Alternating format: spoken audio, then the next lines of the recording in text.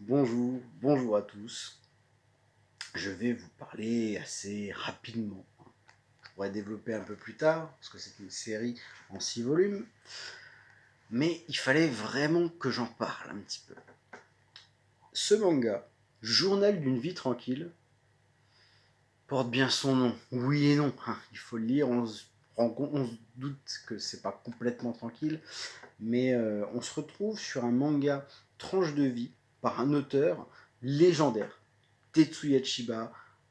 Il a fait pas mal de mangas, évidemment, hein, voilà, parce que le monsieur est quand même un des grands noms de l'industrie japonaise, de l'industrie du manga, euh, notamment l'auteur de Ashita no Joe, hein, normalement beaucoup connaissent quand même, et il nous revient sur ce petit manga, où en fait il va raconter sa jeunesse, voilà, comment il a mené sa carrière et sa vie aujourd'hui, avec des chapitres relativement courts de 4 à 5 pages, mais en couleur, vous voyez, par exemple. Voilà. Sans rentrer dans les détails pour pas trop vous spoil.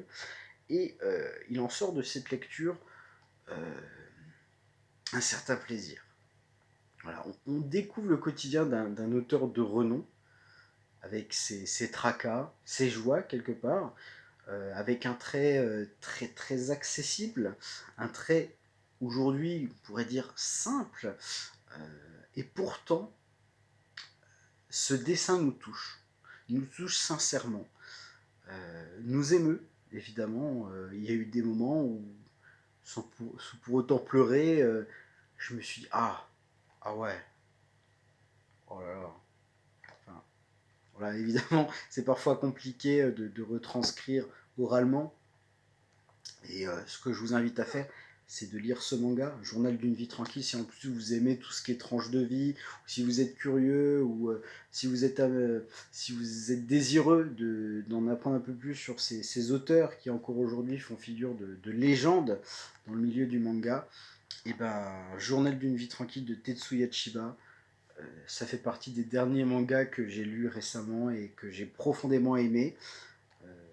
Un manga un petit peu dans la même veine que Losers, voilà, qui est différent certes, mais qui est sincère, réjouissant, et, une œuvre à lire.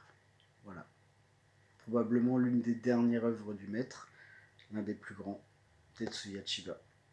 Bonne lecture.